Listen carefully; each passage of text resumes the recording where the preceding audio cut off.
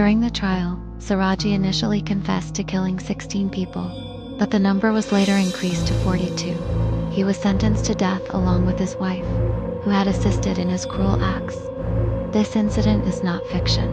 Knowledge and religion are indeed crucial as guidelines for every human being in life and behavior.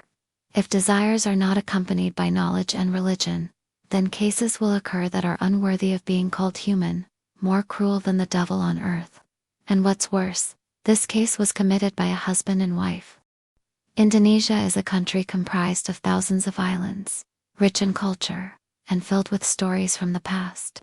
Beneath its natural beauty and welcoming people lies a dark history rarely shed light, a history not written in textbooks, but lived in whispers from generation to generation.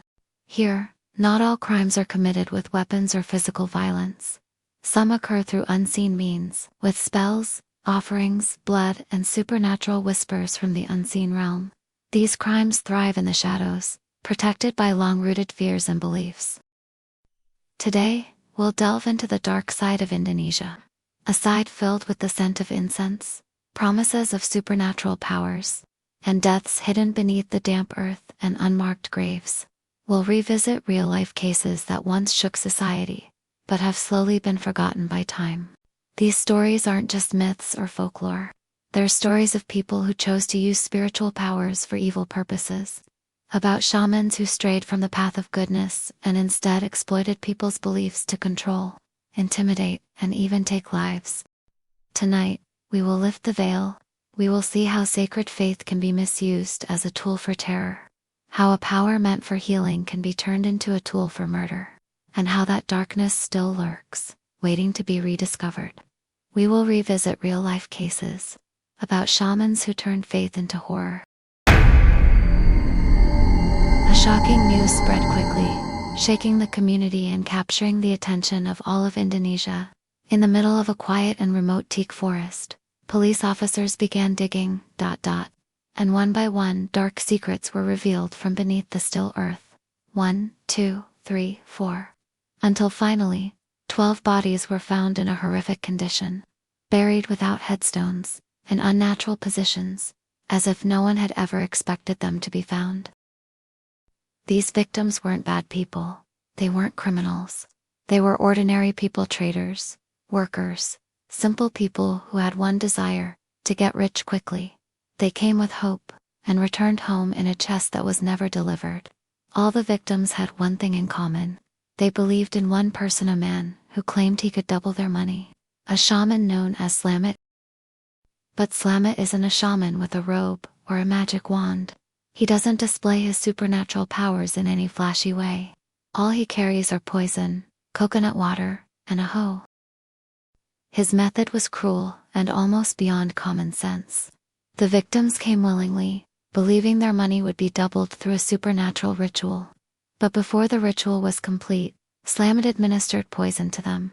Their bodies weakened, and as consciousness began to fade, Slamet dug up the ground and buried them alive, silently and without assistance. For Slamet, it wasn't murder. It was part of the ritual.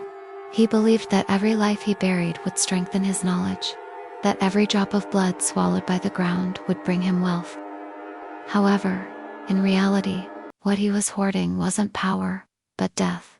One by one, and finally, his trail was discovered. Slamet Tohari was no longer a money-doubling shaman. He was the most horrific serial murder suspect of 2023. His face filled television screens. His village's name became a topic of conversation. And this dark story reopened old wounds about abused trust, black magic, and how greed can lead people to their graves. A horrific case was uncovered beneath the seemingly peaceful everyday life of a small village. At that time, law enforcement officials and the public were shocked by the confession of a man named Rudy, previously known as a reclusive figure, who claimed to possess supernatural abilities. He called himself a shaman, claiming to possess knowledge and powers unattainable by ordinary people. However, what was later revealed was far from spiritual and deeply disturbing to humanity. Rudy was known to have engaged in illicit relations with his own biological daughter. From this relationship, 7 babies were born over a period of several years. Tragically, however, the 7 babies were never raised or introduced to the world. Instead, they became victims of the perpetrator's dark beliefs.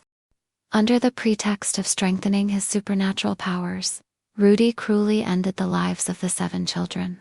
He buried them secretly, without proper burials, and attempted to erase any trace of them as if they had never existed. He did all this in silence and with a misguided sense of personal conviction.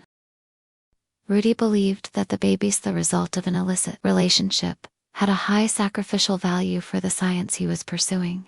He believed they were the perfect sacrifices. This belief was not only deviant, but also led to extremely cruel acts that violated the law and human norms. This case not only shook the area where it occurred, but also served as a serious warning to the wider community. It stated that not everyone who claims to possess knowledge is truly knowledgeable, and that faith, if not accompanied by common sense, moral values, and proper understanding, can be turned into a tool for committing the most extreme forms of violence. The perpetrator has now been arrested and is being prosecuted. However, the wounds he left behind for the family, the community, and especially for the victim who cannot speak, will remain a reminder that evil can hide behind unexpected faces. This case is a call for all of us to be more vigilant, to be wiser in dealing with beliefs, and to never turn a blind eye to actions that damage humanity. This isn't just a simple crime story. It's one of the most horrific serial murders in Indonesian history, one that leaves trauma, profound questions, and wounds that will never be forgotten. His name is Ahmad Siraji, but the public knows him as Shaman. On the surface, he is a respected man. Many come to him with hopes, to be cured of illness, to have a smooth flow of income, or to be free from supernatural disturbances. He speaks calmly, offers spiritual solutions, and creates an image of being blessed with supernatural powers. But in reality, behind that big name and cloak of supernatural powers, lurked a darkness hard to imagine. Since 1986, Siraji began his operations quietly, systematically, and with virtually no suspicion. He murdered woman after woman, one by one, until a total of 42 lives were lost at his hands. His methods were truly horrific. He would have his victims arrive at night, dressed according to his prescribed ritual. In the dead of night, in a deserted field, Siraji would dig a hole beforehand. He would have the victims stand in the hole, as if performing a purification ritual. Then, in an unbelievable manner, he would suck out the victim's saliva, as part of the ritual requirement, before burying them alive. It was all done silently, without witnesses. Believing in what he claimed was a whisper from his father's spirit, Siraji claimed to have received supernatural guidance that to become a powerful magician, he must kill 72 women, and he truly believed it.